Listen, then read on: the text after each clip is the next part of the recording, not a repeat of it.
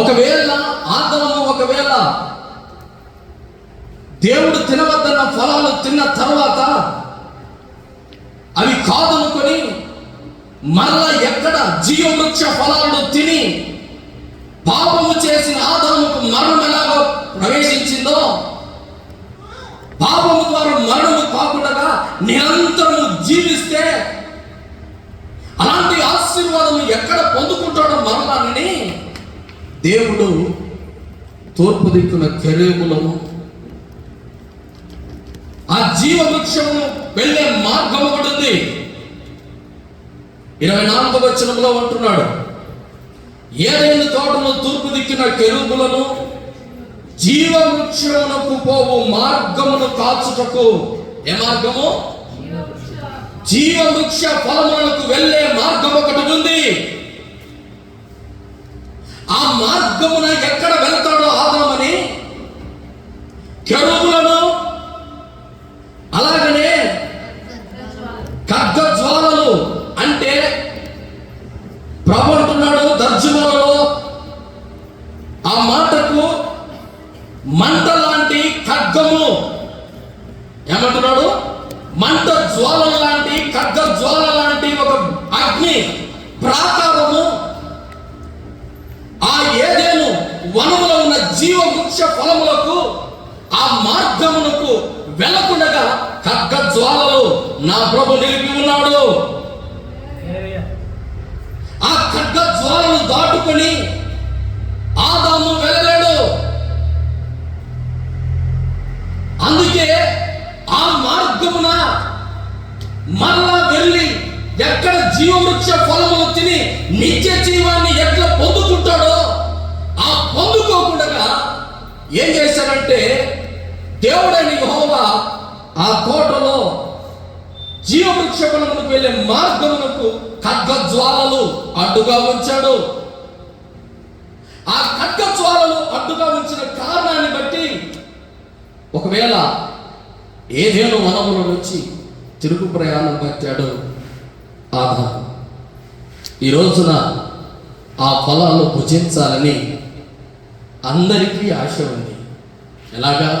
అయ్యా, మధ్యలోనే నేను ప్రాణం విడవకూడదు, ఇంకా నేను నా పిల్లలకు పెళ్ళిళ్ళు చేయాలి, నాకు నిరంతర యవ్వనం కావాలి, నిరంతరము నేను జీవించాలి అన్న ఆలోచనలు చాలా మందికి ఉంటాయి. నిరంతరము మనం జీవించాలనే ఆలోచనే చావాలని ఎవరికి ఉండదు. అయితే జీవవృక్ష ఫలాలను ఎవరైతే భుజిస్తారో వారికట నిత్య జీవం ఉంది అని ప్రభు మాట్లాడుతూ ఉన్నాడు. ఎవరైతే జీవవృక్ష ఫలాలను తింటారో వారు నిరంతరము జీవిస్తారని ప్రభు మాట్లాడుతున్నాడు. అయితే ఆ మార్గానికి వెళ్ళడానికి, ఆ ఖడ్గజ్వాలను దాటుకొని ఆ జీవవృక్ష ఫలాలు తినడానికి ఆదాముకు అప్పుడు అవకాశం లేదు. కానీ నేనే మార్గము అంటున్న దేవుడు మనందరినీ, ఈ బలిపీఠ ప్రార్థన మందిర బిడ్డలందరినీ ఈ దినమందు ఆ ఖడ్గజ్వాలను దాటి జీవవృక్ష ఫలములను భుజించుదుముగాక. హల్లెలూయా, హల్లెలూయా, హల్లెలూయా. ఈ రోజున మనము కూడా ఖడ్గజ్వాలను దాటుకొని ఇదిగో జీవవృక్ష ఫలములను భుజించాలి, జీవవృక్ష ఫలమును భుజించాలని ప్రకటన గ్రంథము 2వ అధ్యాయము 7వ వచనము చూద్దాం. ప్రకటన గ్రంథము 2వ అధ్యాయము, చెవిగలవాడు జాగ్రత్తగా చెవిగలవాడు ఆత్మ సంగములతో చెప్పుచున్న మాట వినుడుగాక. చెవిగలవాడు వింటాడు. ఈ సమయమున ఆత్మ చెప్పు మాటలు చెవిగల వాళ్ళు వినుగాక. ఆమేన్. ఏమంటున్నాడు? జయించు వానికి దేవుని పరదేశులో ఉన్న జీవవృక్ష ఫలములను నేనే భుజింపనిస్తాను. ఆ వృక్ష ఫలాలు మీరు తింటారు. ప్రకటన గ్రంథంలో యోహానుకు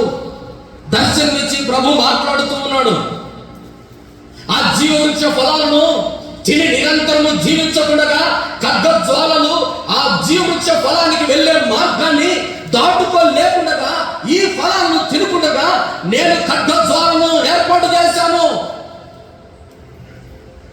ఆ ఖడ్గ జ్వాలను దాటుకోవడానికి ఒక మార్గాన్ని నేను ఏర్పాటు చేస్తూ ఉన్నాను.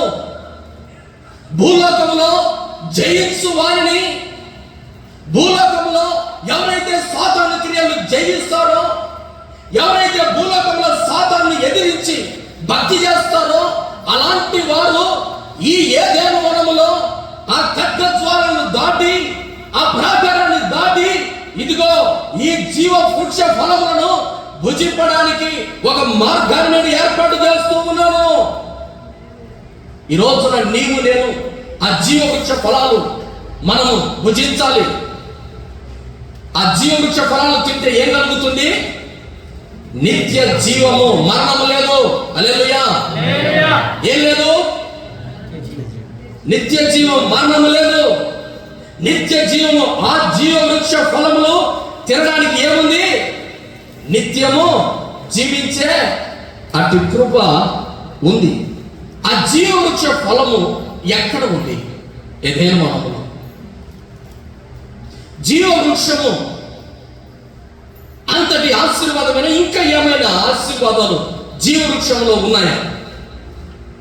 ఎందుకు మనం ప్రయాసపడి జయించు వారిని ఈ భూలోకంలో ఎవరైతే శరీరాశ, నేత్రాశ, జీవపు డంబాలు ఎవరైతే లోకంలో జయించి ఇదిగో యేసు క్రీస్తునందు ఉన్న శక్తిని పొందుకునేటట్లుగా ప్రభు ఈ రోజున ఈ ప్రార్థన మొదలు బిడ్డలందరికీ ప్రభు అట్టి కృప దయచేయుగాక. ఆమేన్. హల్లెలూయా. హల్లెలూయా. ఆ జీవవృక్ష ఫలముల చెట్టు ఎక్కడ ఉంది? ప్రకటన గ్రంథం 22వ అధ్యాయము మొదటి 2 వచనాలు క్షుణ్ణంగా చదువుదాం. మరియు స్ఫటికము వలె మెరియునట్టి జీవ జలముల నది దేవుని యొక్కయు గొర్రెపిల్ల యొక్కయు సింహాసనము వద్ద నుండి ఆ పట్టణపు రాజవీధి ఎక్కడ ప్రవేశిస్తా ఉంది? ఆ దూత నాకు చెప్పు. ఈ జీవ వృక్షము ఎక్కడ నాటబడి ఉంది అంటే జీవ జలముల బుగ్గ యొద్ద నాటబడి ఉంది.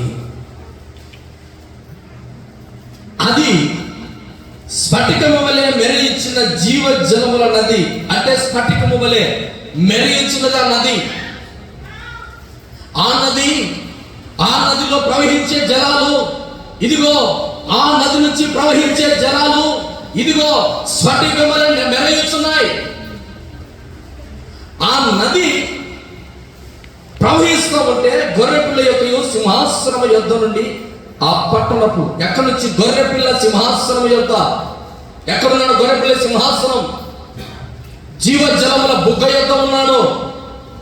అక్కడ నది ప్రక్కన చెట్టు, జీవవృక్షం అనే చెట్టు ఉంది. చూద్దాం. ఆ నది యొక్క ఈవలను ఆవలను జీవవృక్షము ఉండేను. అది నెల నెలకు ఫలించుచు 12 కాపులు కాయును. ఆ వృక్షం యొక్క ఆకులు జనములను స్వస్థపరచుటకే వినియోగించును. హల్లెలూయా. జీవ జలముల బుగ్గ యొద్ద, జీవ జలముల నది యొద్ద జీవ జనములు గొర్రెపిల్ల సింహాసనం వేసుకొని యేసుక్రీస్తు ప్రభుల వారు ఆ సింహాసనం యొద్ద నుండి ఇదిగో జీవ జలము నది ఒకటి పారుతా ఉంది. ఆ నది ఈవలను ఆవలను జీవ వృక్షము ఉన్నది. ఎక్కడుంది? జీవ జలముల నది ఆ ప్రక్కన ఈ ప్రక్కన జీవ వృక్షము ఉంది. ఆ జీవ వృక్షము ఇదిగో ఎన్ని కాపులు? నెలకు 12 కాపులు. 12 కాపులు నెలకు కాస్తా ఉంది. ఆ చెట్టుకున్న ఆకులు, ఆ చెట్టుకున్న ఆకులు దేనికి ఉపయోగిస్తున్నారు? జనులు స్వస్థపరచుటకై వినియోగిస్తూ ఉన్నారు. ఈ రోజున జీవవృక్ష ఫలాలు ఒకవేళ ఆదాము తిని ఉంటే అనారోగ్యం కలిగేదా? కలిగేది కాదు. మరణించేవాడు మరణం లేదు, రోగం లేదు. ఆ జీవవృక్ష ఫలం ఎక్కడుందంటే జీవ జలముల నది బుగ్గ యొక్క పారుతా ఉంది. ఆ జీవ జలములు పారుతున్న ఆ నది ఆవరణ జీవవృక్షముల చెట్లు ఉన్నాయి. ఆ చెట్ల ఫలములు తిన్నవాడికి నిత్య జీవం ఉంది, నిత్యము ఆరోగ్యము ఉంది. అది తెలుసుకున్న ప్రభుల వారు ఎక్కడ ఏదేను వనములో ఉన్న నా ఆజ్ఞ దిక్కమీరిన ఈ ఆదాము తిరిగి ఆ జీవవృక్ష ఫలాలను తిని శాపగ్రస్తమైన వాటిని ముట్టకూడదని ముట్టుకున్న ఈ ఆదాము మరలా తిరిగి నిరంతరము జీవిస్తాడేమో, నిరంతరము ఆరోగ్యముగా ఉంటాడేమో. ఇదిగో నా సన్నిధిలోనే ఉంటూ నా ఆజ్ఞ ధిక్కరించిన ఈ ఆదాము వీటిని భుజింపకూడదు అన్న దేవుడు ఖడ్గజ్వాలను ఏర్పాటు చేశాడు. ఈ రోజున ఆదాముకు లేనటువంటి భాగ్యం ఈ రోజున మనందరికీ కలగజేయాలని ప్రభు అంటున్నాడు. మీరు జయించండి, మీరు లోకాన్ని జయించు వారిని ఇదిగో పరదైసులో ఉన్న ఆ జీవవృక్ష ఫలములను నేను మీకు ఇస్తాను. ఆ జీవవృక్ష ఫలాలను మీరు భుజింపనిచ్చేదను, అది మీకు కలుగుతాయి. అది మీరు తిన్నప్పుడు మీకు నిత్య జీవము కలుగుతుంది, మీకు నిత్యము ఆరోగ్యం కలుగుతుంది. ఈ రోజున భూలోకంలో ఆరోగ్యము లేక ఎంతో మంది ఏడుస్తూ ఉన్నారు. నిత్యము జీవము లేక ఇదిగో ఎప్పుడు మేము నాశనం అయిపోతాము, ఎప్పుడు మేము నశించిపోతాము, అయ్యో మేము చేసిన పాపమును బట్టి ఎప్పుడు మేము నరకాన్ని చూస్తామని మానవుని ప్రాణము అరచేతులు పెట్టుకొని బ్రతుకుతూ ఉన్నాడు. కానీ నిత్య జీవం కలగాలి అంటే ఈ రోజున ఆ ఫలాన్ని భుజించాలి అంటే ఇదిగో ప్రభు ఒక మార్గాన్ని ఏర్పాటు చేస్తున్నాడు. ఈ రోజున నీకు నిత్య జీవము కావాలా, నిత్య నరకము కావాలా? ఏది కావాలి? ఒకసారి ఆలోచించు. నిత్య జీవం కావాలయ్యా అన్న వాళ్ళందరూ హల్లెలూయా చెప్తామా? హల్లెలూయా, హల్లెలూయా.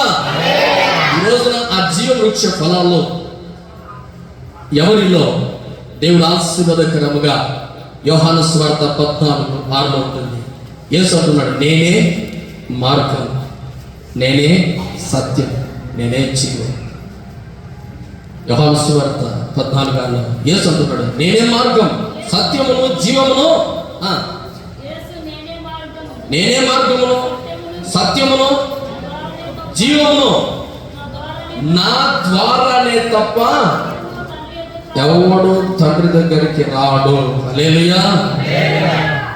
నా ద్వారా తప్ప ఎవడు తండ్రి దగ్గరికి రాడు.